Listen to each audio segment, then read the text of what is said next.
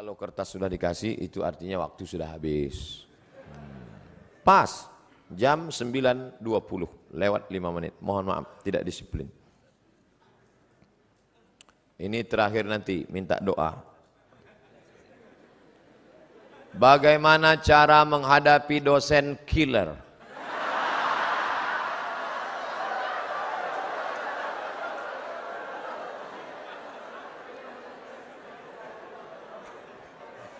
Coba dipelajari dulu dosen ini, kenapa dia menjadi killer.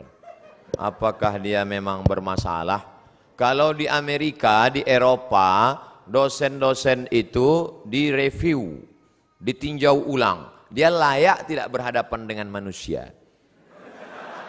Kalau dosen tidak layak berhadapan dengan manusia, banyak laporan, maka dia disuruh berhadapan dengan komputer. Karena kalau orang yang tidak layak berhadapan dengan manusia, dipaksakan juga dua kemungkinan. Kalau tidak dia error, orang lain error. Nah, tapi kadang tidak selamanya salah dosen. Bisa jadi mahasiswa itu. Buktinya dengan mahasiswa yang lain dia tidak error. Dengan Ahmad dia marah. Dengan Junaidi dia marah. Dengan Abdul Somad dia marah. Tapi dengan Aisyah, dengan Fatimah, itu menunjukkan artinya.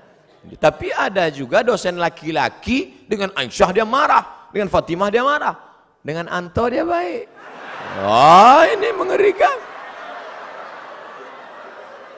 Ini kalau bahasa Jawanya something wrong. Nah, oleh sebab itu maka kita bicarakan bersama. Di sana ada dewan kehormatan, ada dekan, ada kajur, ada senat, bicarakan. Kalau nggak berani ngomong langsung, buat laporan. Tapi jangan isu, jangan hoax, betul-betul data dan fakta, terjadi kekeliruan. Tapi insya Allah dosen-dosen kita baik-baik. Mereka jadi dosen itu kan karena lulus fit and proper test. Ustadz kok tahu? Saya melewati tes itu. Sampai macam-macam tes yang saya lalui. Surat kesehatan dari dokter, dia ragu saya sakit. Surat berkelakuan baik dari Kapoltabes Pekanbaru, saya urus semua. Disangkanya saya PKI. Nyatakan Kapoltabes Pekanbaru menyatakan orang ini tidak terlibat G30 PKI dan tidak teroris. Masa tampang seganteng ini teroris? Bersih semua. Sampai fit and proper test, disuruhnya saya putar. Silakan masuk. Saya masuk. Putar kanan. Putar kiri. Habis itu saya heran, ini tes apa? Oh, ternyata Anda tidak cacat.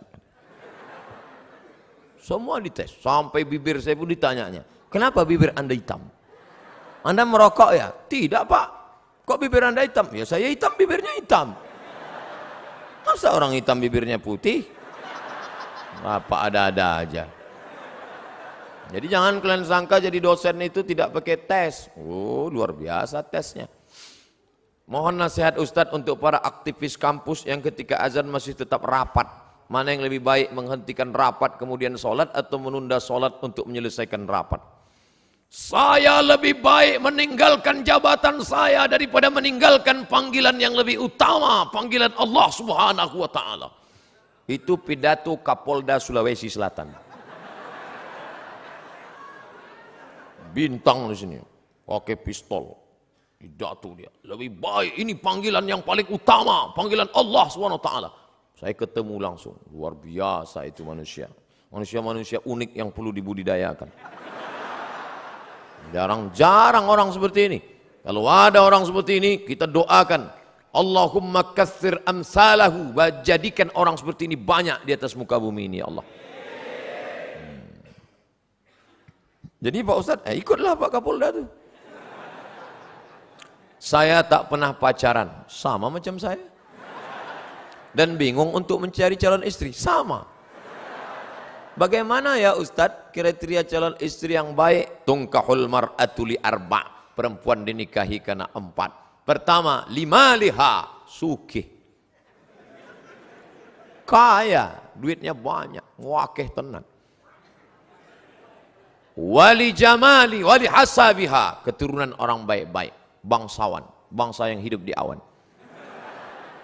Wali jamaliha, beautiful, sweet. Tapi jangan black sweet. Black sweet itu hitam manis. Saya dulu dipesan orang, nanti kalau kau nikah jangan cari hitam manis. Kenapa gitu? Habis manisnya tinggal hitamnya. Yang hitam manis yang tersinggung. Bercanda.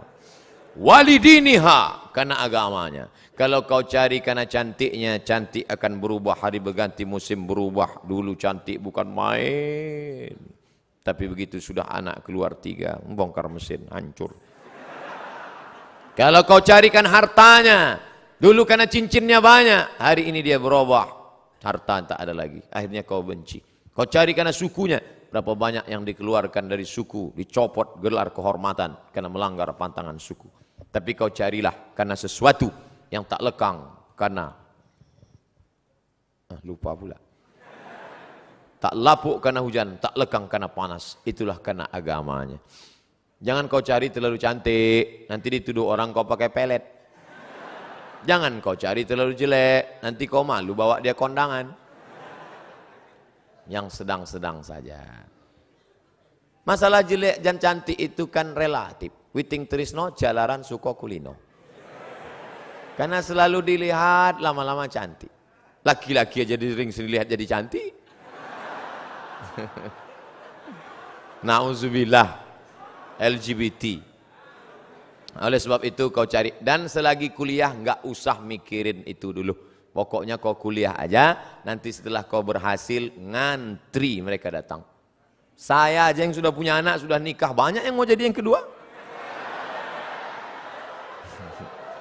Pede sekali Ustaz nih. Nggak, komen-komen di FB aja.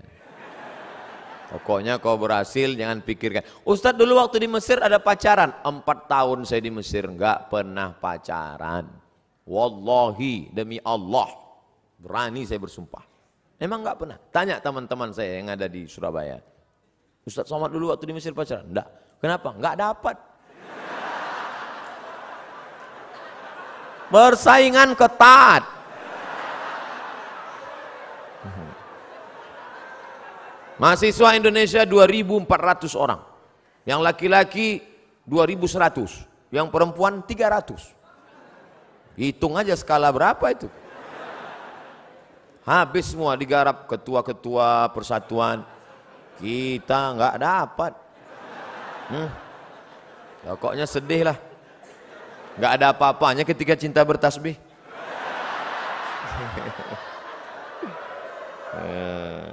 Tapi nanti setelah kau berhasil, insya Allah, di mana ada gula, di situ ada semut. Tahu tata cara sholat, wudhu dan lain-lain. Wudhu dulu baru sholat.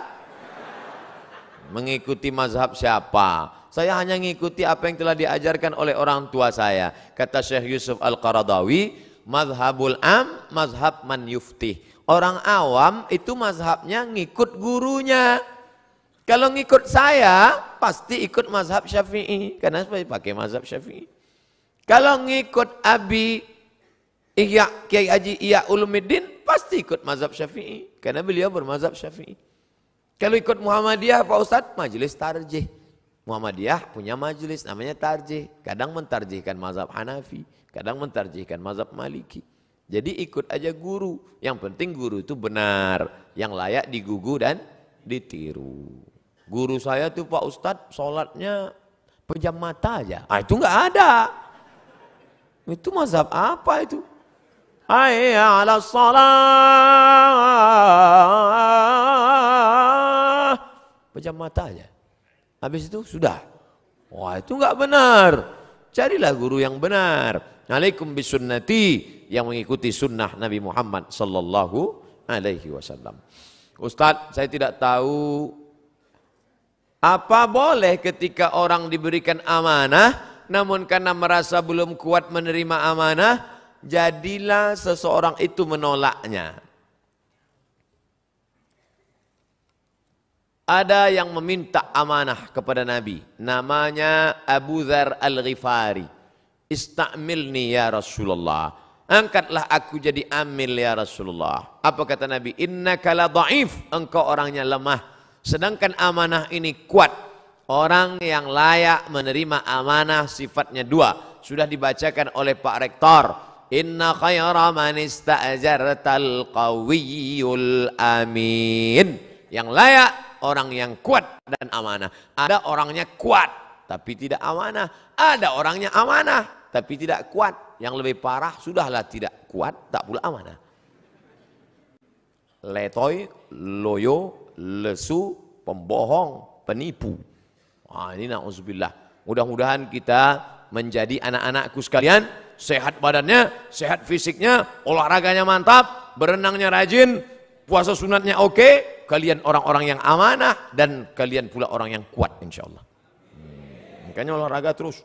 Alhamdulillah Pak Ustadz, kami setiap sore Ahad tuh main futsal dari jam 3 sampai jam 8 malam.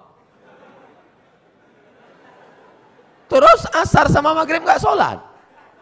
Ini nggak benar juga. Nah, jadi sesuaikanlah. Saya diberi jamaah busur panah. Ada di kamar saya gantung busur panah.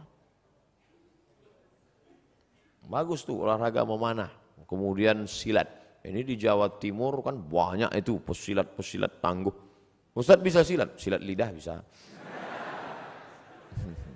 Bagus. Bagaimana batas pergaulan dengan teman kerja yang bukan mahram?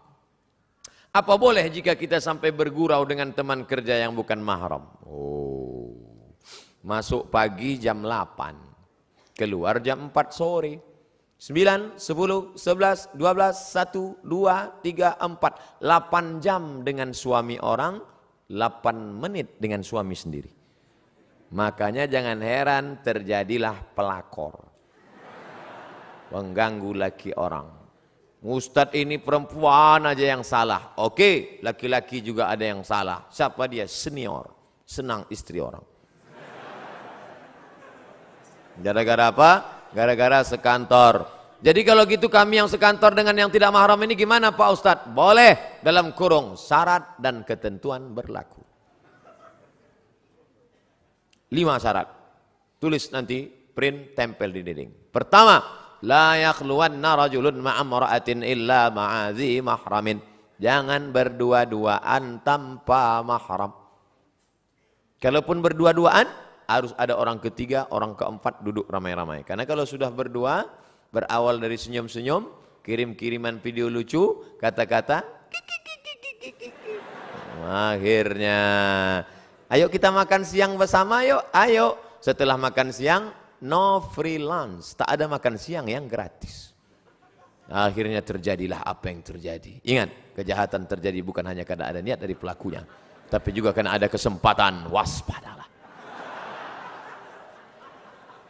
Jangan berdua-duaan. 2, la tabarrujna tabarrujal jahiliyatil ula. Jangan bersolek-solek jahiliyah.